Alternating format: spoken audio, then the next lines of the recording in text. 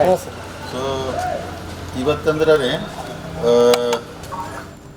ಕಾಗವಾಡ ತಾಲೂಕಿನ DCC bank ಚುನಾವಣೆ ಸಂಬಂಧಪಟ್ಟಂತೆ ಅದು ಬೆಳಗ್ಗೆ ಜಿಲ್ಲಾ ಉಸ್ತುವಾರಿ ಮಂತ್ರಿ ಸನ್ಮಾನ್ಯ ಸತೀಶ್ ಜಾರಕಿಹೊಳಿ ಅವರು, ರಾಜು ಕಾಗೆ ಅವರು, ಅಲ್ಲಿ ಶಾಸಕರು ಮತ್ತು ಹಿಂದಿನ ಮಾಜಿ ಸಚಿವ ಶ್ರೀಮಂತ್ ಪಾಟೀಲ್ ಅವರು, ನಾನು ಶ್ರೀನಿವಾಸ್ ಪಾಟೀಲ್ ಎಲ್ಲರೂ ಕೂಡಿ ಕಾಗವಾಡ ಬಗ್ಗೆ ಚರ್ಚೆ ಮಾಡಿ ಉಸ್ತುವಾರಿ ಸಚಿವರು ರಾಜು ಕಾಗೆ ಅವ್ರ ಸೀನಿಯಾರಿಟಿ ಇವನ್ನೆಲ್ಲ ಇಟ್ಕೊಂಡು ಶ್ರೀನಿವಾಸ್ ಅವ್ರು ಇನ್ನೂ ಹೆಂಗದಾರೋ ಮುಂದೆ ಅವಕಾಶ ಸಿಗ್ತೈತಿ, ರಾಜು ಕಾಗೆ ಅವ್ರನ್ನ ಅವಿರೋಧ ಆಯ್ಕೆ ಮಾಡಬೇಕಂತೇಳಿ ನಮಗೆಲ್ಲರಿಗೂ ಒಂದು ಆದೇಶ ಕೊಟ್ಟರು.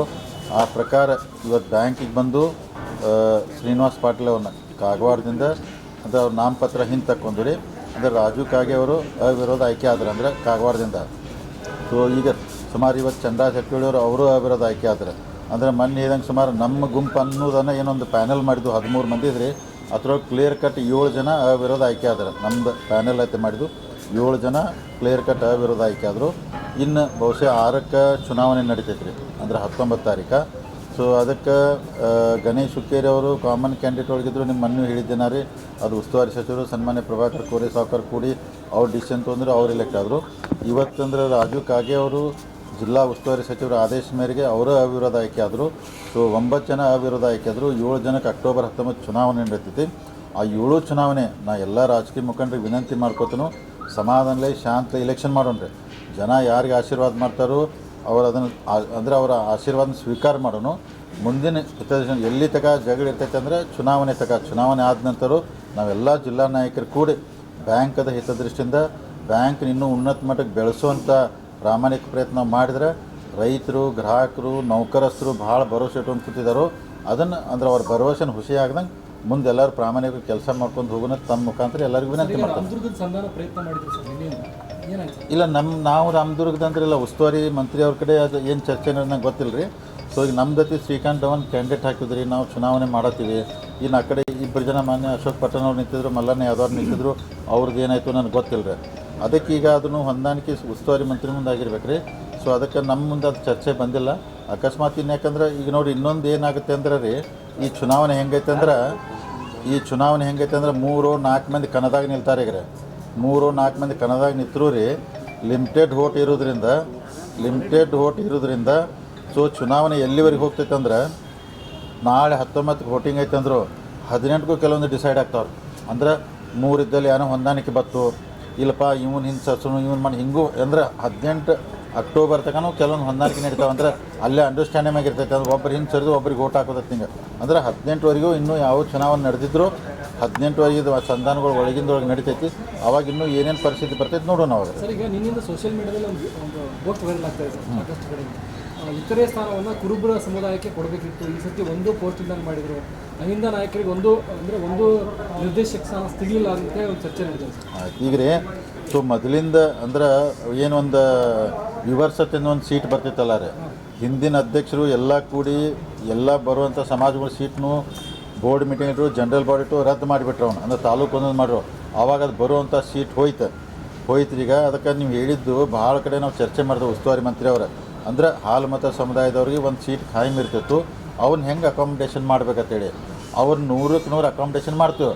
ಹೆಂಗೆ ಮಾಡ್ತೈತೆ ನಮ್ಗೆ ಬಿಡ್ರಿ. ಅವರು ಈ ಬೋರ್ಡಲ್ಲಿ ಒಬ್ರು ಬೋರ್ಡ್ ಆಫ್ ಡೈರೆಕ್ಟರ್ ಆಗಿರ್ತಾರೆ. ಅವರು ಅಂದ್ರೆ ಈ ಇದರಲ್ಲಿ ಅವಕಾಶಗಳಿರ್ತಾರೆ. ಅದಕ್ಕೆ ಭಾಳೆಲ್ಲ ಹಾಲು ಮತ ಸಮಾಜದಿಂದ ನಾನು ಹೇಳಿದ್ದೇನೆ ರೀ, ಮೊನ್ನೆಯವರು ಸಭೆ ಸರ್ದಾವು ಇಡೀ ಸಮಾಜ ಜನ ಬಂದಿರು, ನೀವು ಇಲೆಕ್ಟರ್ ಆಗೇ ಬರ್ತೀರಿ ಅಥವಾ ಯಾವುದೋ ರೂಪದಲ್ಲಿ ಬಂದು ನೀವೇನು ಇದೇನು ಬೋರ್ಡ್ ಇದೆ ಹೊಸ 5 ವರ್ಷ ಅದರಲ್ಲಿ ಹಾಲು ಮತ ಸಮಾಜದ್ದು ಒಂದು ಬೋರ್ಡ್ ಆಫ್ ಡೈರೆಕ್ಟರ್ ಇರ್ತಾರೋ ಅದಕ್ಕೆ ಅದೇನು ಪೋಸ್ಟ್ಗೆ ಇದೆ ನನ್ನ ಉತ್ತರ.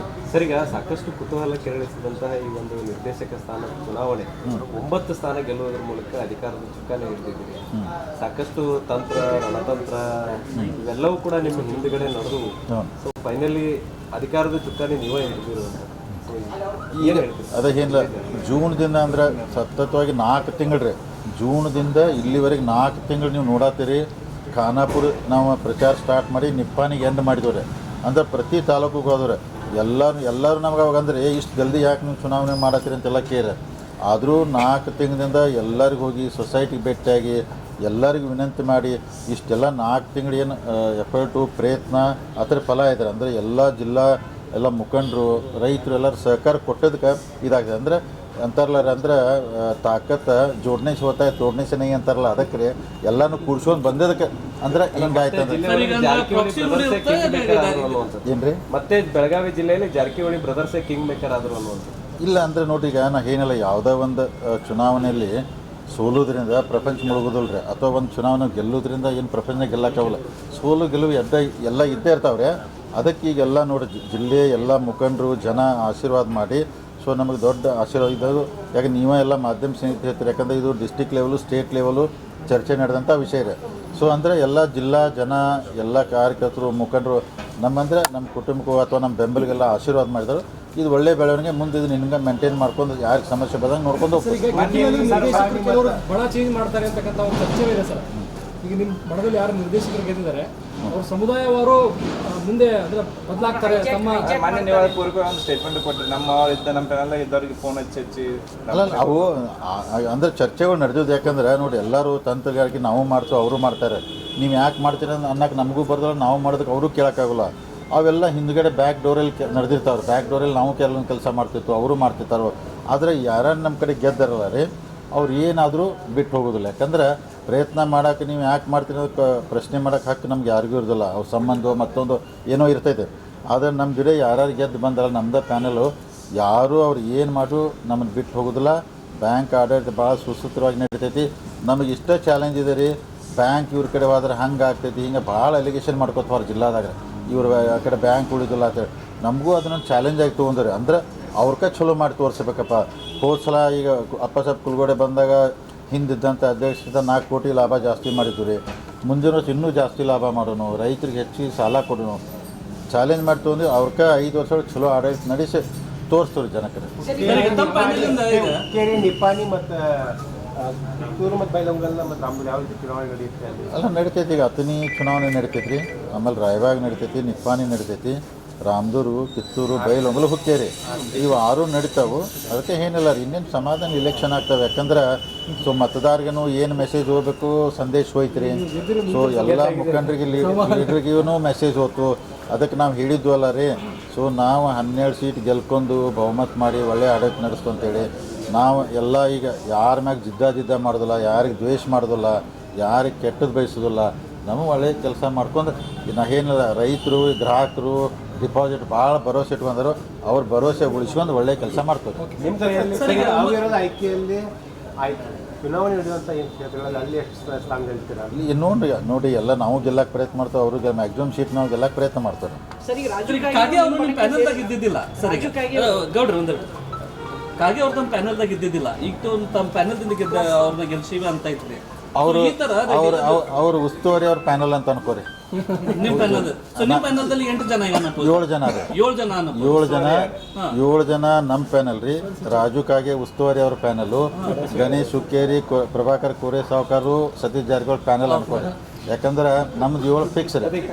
ಮತ್ತು ಕಿತ್ತೂರು ಇದೊಂದು ನಿಪ್ಪಾಣಿ ಯಾವ ಯಾರ ಪ್ಯಾನಲ್ ಅನ್ನೋದು ಅಣ್ಣಾ ಸಾಹೇಬ್ ಜೊಲ್ಲೆ ನಾವೆಲ್ಲ ಒಂದಾರೆ. ಕಿತ್ತೂರು ಬೈಲಹೊಂಗಲ ನಮ್ದಾರೆ, ರಾಮದುರ್ಗ ನಾವೇ, ಹುಕ್ಕೇರಿ ರಾಜೇಂದ್ರ ಪಾಟೀಲ್ ನಾವು ಹಿಂಗೈತ್ರಿ. ಅದು ಕೆಲವೊಂದು ಅವ್ರ ಜೊತೆ ಮಾತಾಡ್ಕೊಂಡು ಚರ್ಚೆ ಮಾಡಿದ್ದೀರಿ. ಅಲ್ಟಿಮೇಟ್ಲಿ ಎಲ್ಲ ನೋಡ್ರಿ ಕಡೆಗೆ ಬ್ಯಾಂಕೆಲ್ಲ ಗೆದ್ಕೂಲೆ ಈಗ ಯಾರ ಎಷ್ಟು ಜಿಗಿದಾಡ್ರು ಮತ್ತು ಎಲ್ಲರೂ ಕೂಡಿ ಒಂದೇ ಬೋರ್ಡ್ ಹಾಕ್ಕೊಳ್ಬೇಕು. ಎಲ್ಲರೂ ಕೆಲಸ ಆಗ ತಾನೇ ಹೋಗ್ತಾರೆ. ಯಾವ ಅಧ್ಯಕ್ಷ ಆಗಿ ಚೇರ್ಮನ್ ಆಗ್ತಾನಲ್ಲ ಎಲ್ಲ ಲಗಾಮ ಅವ್ನ ಕಡೆ ಐತೈತಿ, ಎಲ್ಲ ತಾನೇ ಸುಮ್ಮನೆ ಇರ್ತಾರೆ.